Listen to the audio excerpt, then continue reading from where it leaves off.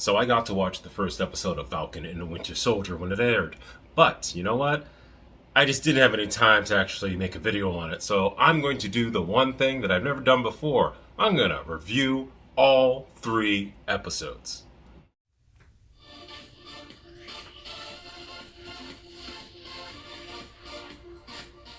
Hi, my name is Michael S. Garner. I do comic book related TV shows and movie type reviews, just my thoughts and reactions on them and everything like that. I just like to talk about some of the stuff that's going on. Can't do every one of them because there's too many of them now. But I did want to do Falcon and the Winter Soldier because honestly, out of all the Disney Plus shows, Marvel related, that were announced to go on to Disney Plus, this was the one I really wanted to see. And I don't know why. I guess like I've always been kind of a Captain America fan. I lean a little bit more towards DC. Those are the characters that not necessarily I relate to, but I just enjoy more. I always have been that way ever since I was little.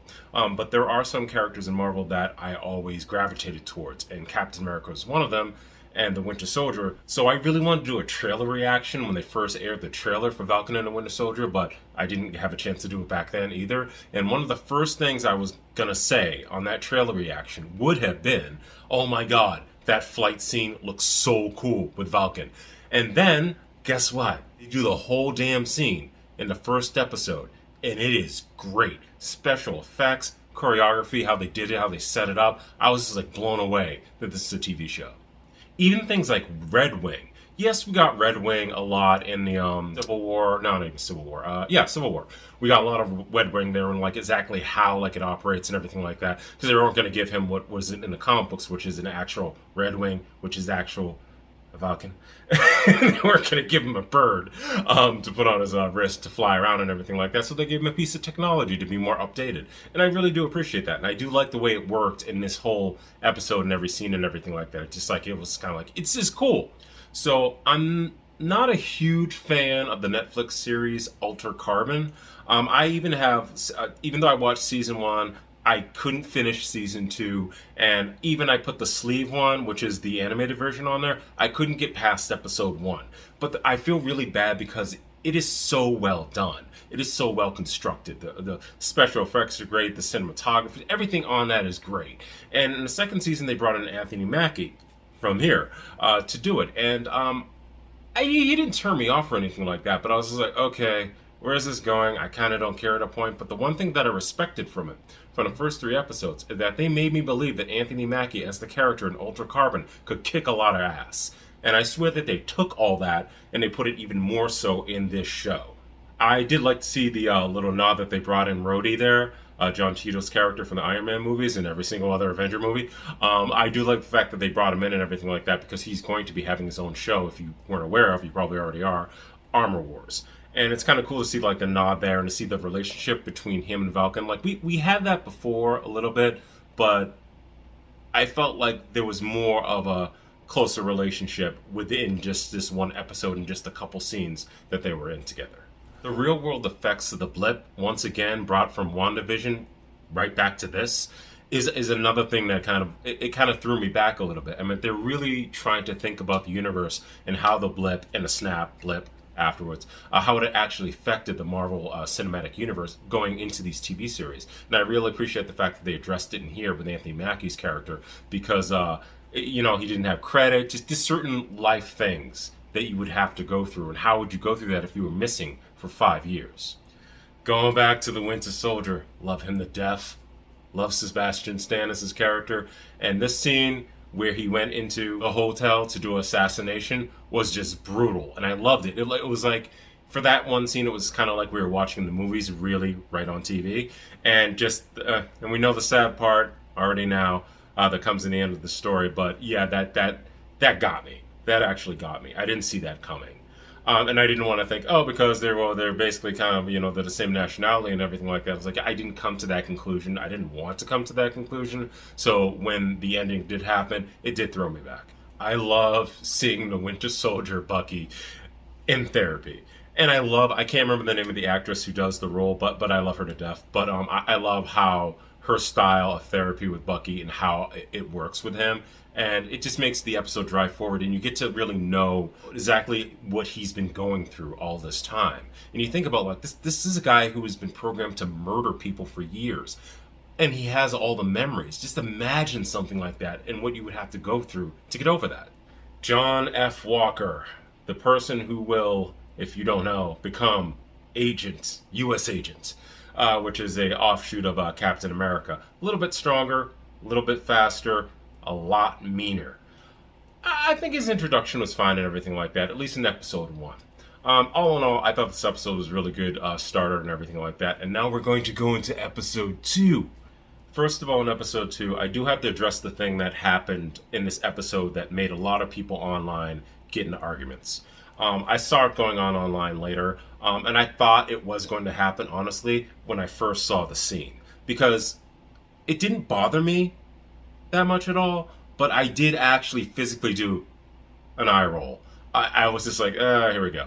And me being an African-American man, I understand what that's like. It actually happened to me when I was a little kid, when I was like 14 years old. I was playing with my Caucasian friend, and we were like horsing around and everything like that, and I was like hitting with my coat or something like that, walking down the street after school, and a cop came up to me, literally pulled over the car and thought that I was really hurting my friend, and he got in my face, and I was scared. I was like 14 years old. I was scared half to death, but you know what? That cop was African-American. Still, to the point, it was still a cop doing that. And I can relate to the thing that even though he was African American, he might have been looking at me as a person who could hurt this kid, because I was physically bigger. I was always a tall kid, and always a little bit bigger. Actually scrawny back then, but I was always tall. And my friend who was Caucasian, he was significantly shorter than me. So I understood his perspective, but should I have understood his perspective?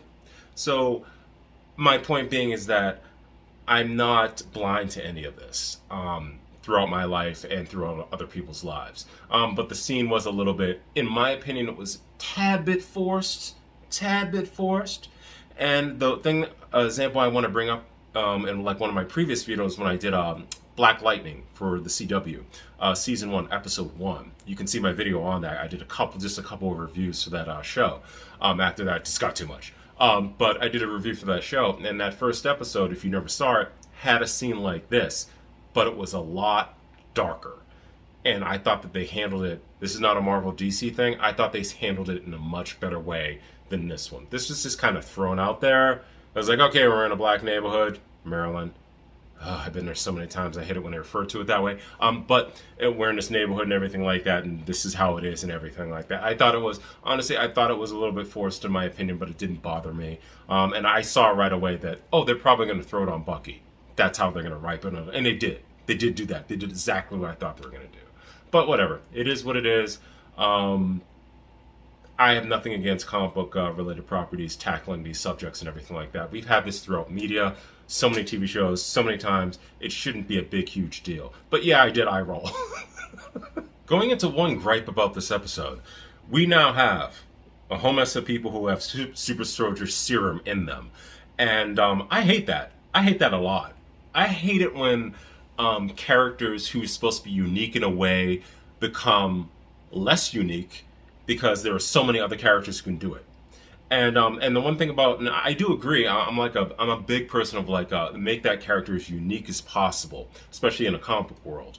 And it was done with Superman before, behind me. And John Burns, who came on to Superman in 1987 to rewrite Superman's new history after Infinity War, after Crisis of Infinite Earths, when they rewrote the universe. And he decided to take a different approach to Superman. He said that he was going to be the last son of Krypton. And I was like a little kid back then. I was like 8, not even 8, 5, whatever. I didn't know any of this until I grew up later and I found out all the information. And when I found out all the information, I was like, I agree completely. That would make Superman a little bit more unique. Sorry, Supergirl. She came in later. All this stuff happened all this later. I'm not going to go through all the history. But I've always been a firm believer in that. And having that super soldier serum not being able to be replicated in the degree that it would be perfect for a person like that. And suddenly having all these people having all the super soldier serum, it kind of threw me out a little bit. I'm like, that's what this is? but I'll accept it. They need something to fight. This is going to be the thing. And we don't know if that super soldier serum down the road will do something bad, and it seems like it may happen. Also, the big one, they introduced the first African American super soldier. Despite what I just said, I didn't mind that storyline in the comic book. I believe his name is Isaiah. I always get it confused with the son. But I didn't mind that story in the comic book because it just kind of like explained a lot, and it kind of was like, oh yeah, that's a good idea. I accept that one. If you're gonna have multiple super soldiers, that's fine. That is perfectly fine. Just having them thrown out later, that's annoying. But bringing him in, it was kind of cool. That scene was kind of cool. Seeing when he took that thing and like threw it against the wall, and you realize he still has power. I was like, whoa, whoa. But I do want to address one thing. In the comic books, Marvel kind of somewhat follows some of the comic book stuff, basically more in name value and everything like that, general story. But in this one, we know, if you're familiar with any of this, that the son will eventually get the powers from him.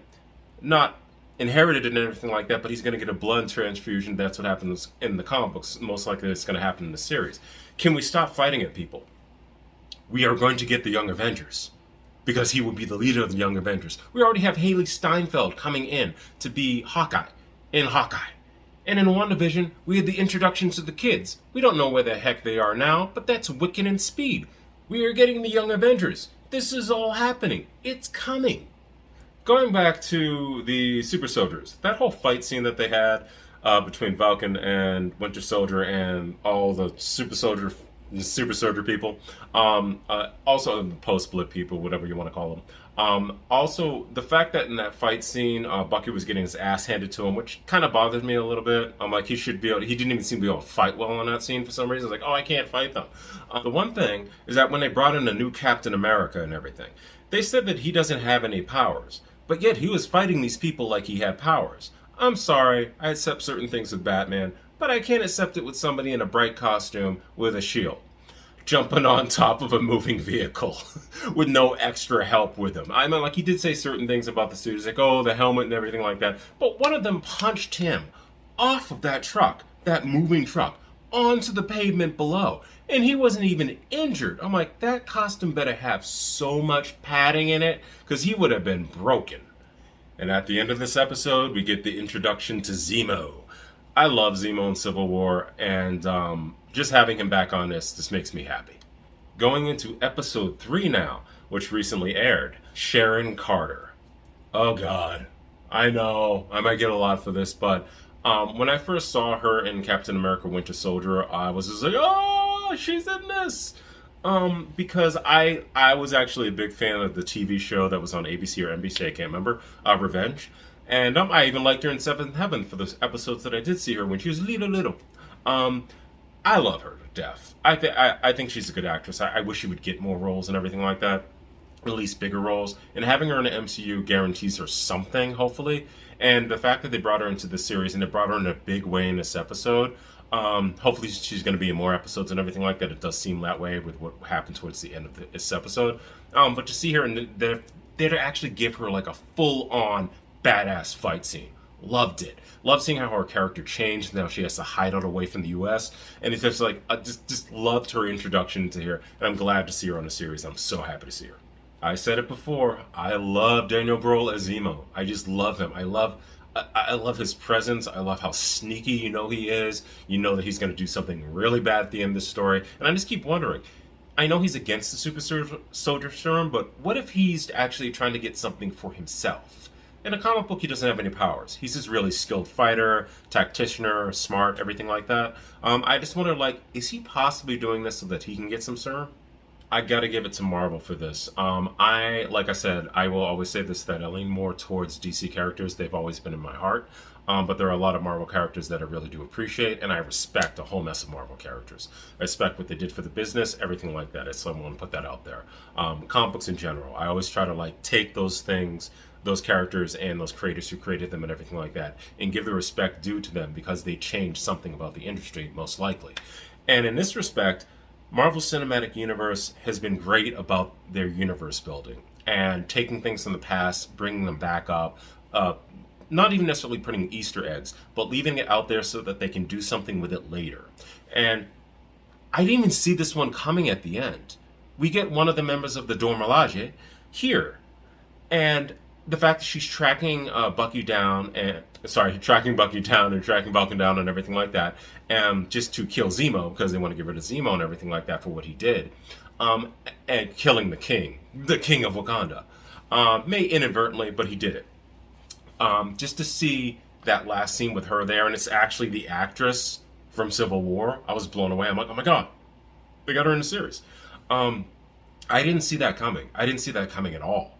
That just kind of blew me away. But just like it gives me like all credits to the Marvel Cinematic Universe for what they do. They've really constructed this really well, and like I'm just gonna say right out front now, these 3 episodes of Falcon and Winter Soldier, I really do like them. I think they've done a great job, just like they did with WandaVision. I had problems with WandaVision in the beginning, in certain aspects of it, especially at the end, but I thought it was funny. In this, I really, I am enjoying this series. I think they're doing a great job. I don't think it's the best series in the world right now, but as far as them constructing the world and everything, I think that it's great, and I can't wait to see what next week's episode is going to be. So what do you guys think? Did you like these past 3 episodes? Did you have any problems, like, with the thing I talked about with the whole woke thing that supposedly happened? What did you think about it in general? Are you enjoying the storyline thus far and spanning the universe and everything like that? Just let me know. Put your thoughts down below. Give a comment or whatever. I'm just curious what other people are thinking about it, without me having to like search every YouTube thing and everything like that. And once again, my name is Michael S. Garner. If you do like the content of this video and you want to see more, just click the subscribe button and the bell notification so that you get more videos and get notifications when I put stuff up. I try to put up couple things a week. It's really hard sometimes, but I really try to. Yeah, I got a full-time job, got to do that. But also, just to let you know too, one of the reasons why I comment on this stuff is because I actually write and draw my own online comic book myself. It is called Visions of the New, which you can see at magicloud.com. Get a printed version there, or you can just view it online, whatever you want to do. Greatly appreciate you checking out that too. And until next time, I hope you guys have a great one.